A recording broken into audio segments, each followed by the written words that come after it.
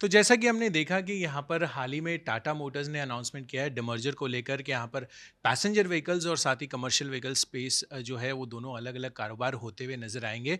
तो उस पर और आगे के लिए इन सेगमेंट्स पर और ओवरऑल टाटा मोटर्स किस तरह से आगे अग्रसर करेगा ग्रोथ को लेकर, उस पर विस्तार से बातचीत करने के लिए आज हमारे साथ हैं mister PB Balaji, group CFO Tata Motors. So welcome mister Balaji to Zee business. तो सर, सबसे पहले तो यही जानना चाहेंगे कि डिमर्जर अनाउंसमेंट जो होती हुई दिखी है, मार्च के महीने में हुई थी, तो इसको लेकर क्या ऐसा क्या थॉट प्रोसेस था कि अभी ही आपको लगा कि यही राइट टाइम है डिमर्जर की अनाउंसमेंट करने का?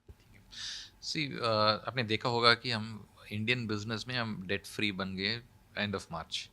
Before demerger we always knew that we have been simplifying a lot of thing. हमने पहले एडीआर को निकाला था, उसके बाद वो डीवीआर के लिए एक स्कीम लेके आया जो उसका कैपिटल रिड्यूस होगा, उसके बदले में हमने ऑर्डिनरी शेयर्स देंगे। वो सब सिंप्लीफिकेशन ज़रूरी था, उसके बाद हम डीमर्ज कर पाएंगे। And demerger was needed because वो सीवी बिजनेस और पीवी बिजनेस में नेचुरल फिट नहीं है in this age and technology that is coming up. Everything you have to look in terms of जो आगे क्या आने वाला है, उसको लेके हम डिसीजन ले पाएंगे। तो जब देखते हैं तो सीवी बिजनेस और पीवी बिजनेस में उतना सिनर्जीज नहीं है, मगर जेएलआर और पैसेंजर व्हीकल्स और ईवी में बहुत सारा सिनर्जीज नज़र आ रही थी।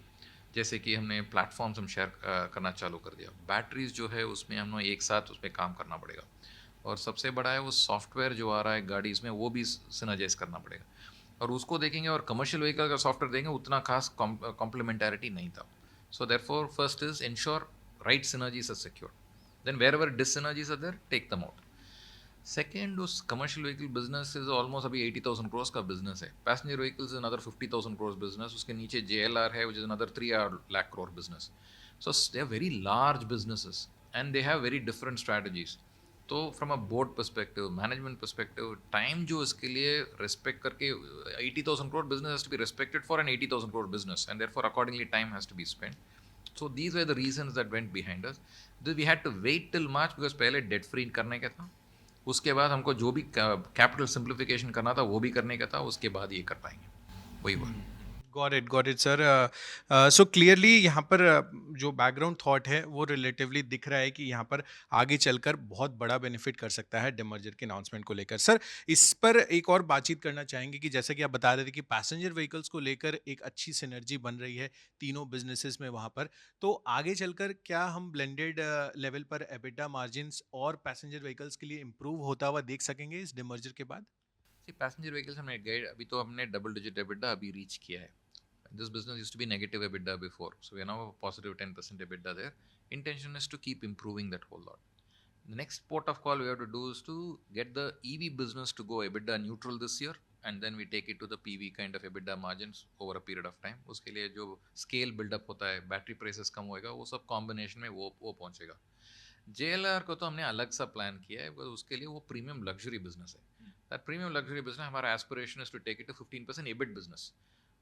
Let's say about 44 lakh crore business at a 15% EBIT is what we are looking at. That business alone should be almost 60,000 crores kind of EBIT that it will have to generate on that.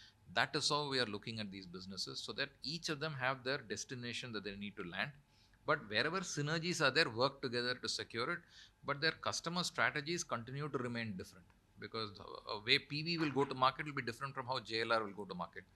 तो हम ऐसे ही उसको अलग तरीके से run करेंगे, मगर जहाँ भी सिनर्जीज है उसको साथ में करेंगे। Got it sir. सर, एक और सवाल जो अक्सर अभी देखने को मिल रहा है, स्पेसिफिकली ईवी को लेकर बात करना चाहूँगा कि हम देख रहे हैं कि यहाँ पर आगे चलकर टाटा मोटर्स ईवी इंक्लाइंड ही होने वाला है। इनफैक्ट ग्लोबली भी हम देखेंगे कि यहाँ पर ईवी पर ही फोकस बढ़ेगा। तो जो अभी अलग अलग सब्सिडियरीज बनी हुई है, एक इलेक्ट्रिक मोबिलिटी की है और एक टाटा मोटर पैसेंजर व्हीकल्स की है, तो क्या आगे चलकर इलेक्ट्रिक व्हीकल वाली जो सब्सिडियरी है जो हमने पहले सेपरेट की थी, वो वापस से उसमें मर्ज होती हुई दिख सकती है? Mobility business is a new business. We just about started. उसका destination we will see where that goes. No plans at this point in time. जो पैसेंजर वीक में जो हमने ईवी और टीपीजी का इन्वेस्टमेंट भी जो जो लेके आए, वो अभी तक वो सब्सिडरी है, वो सब्सिडरी रहेगा for the foreseeable future. But obviously at a point in time we'll have to give an exit to TPG if they are interested. That is something we will decide at that point in time. But the demerger doesn't affect it, because simple option is to give them stake in the PV company, substitute this to that. But those are decisions we'll take at a point in time. The demerger does not complicate any of the options that we have, which we already had in the previous situation. Got it sir. आखिरी सवाल है competition को लेकर। Specifically हम देख रहे हैं कि टेस्ला की भी तैयारी हो रही है भारत में आने की, साथ ही BYD की तरफ से चाइना में हम देख रहे हैं कि काफ़ी बड़ा कंपटीशन आ रहा है, खासकर प्राइस वॉर्स को लेकर। तो यहाँ पर इंडिया लेवल पर जब अगर कंपटीशन बढ़ता हुआ दिखेगा, मारुति सुजुकी भी आगे आगे अपनी ईवी लाने वाली है, तो उस सिनेरियो में टाटा मोटर्स जो कि अभी तक लीड लेता हुआ आया है अपने मार्केट शेयर को डिफेंड करने के लिए, आगे की क्या रणनीति रहेगी, क्या थॉट प्रोसेस है यहाँ पर कंपटीशन को लेकर? So I think first of all we have to focus on customer. As long as we are close to the customer and meeting their needs, we will take care of market share and competition. That is a fundamental position. However, more competition is welcome because it's a very nascent market. Nascent markets, if there's more activity, market expands, and we'll get a disproportionate share of that. More and more people will talk about EVs. More and more credibility will build onto the EV story. More and more suppliers come into EV. So therefore, I welcome a lot of competition coming into the EV space to drive penetration up. From a product offering perspective, we'll have to compete fair and square. And we believe the full portfolio, we will be the largest EV portfolio player in the country even then. And we'll continue, we will be the only person who's backward integrated beginning to end in India, localized. And we have a formidable brand in Tata. So I think there is a lots going for us to win that game fair and square. But will it? The whole focus right now is not market share cannot be the focus now. Your focus is driving up penetration because EV has to gain from ICE. We have to win the overall game. That is how we'll want to play this game, and not just as a market share between 1 and 2. It's too small to be discussing market shares. Thank you so much mister Balaji, Zee business के साथ विस्तार से demerger को लेकर और आगे के business को लेकर विस्तार से बातचीत करने के लिए थैंक यू।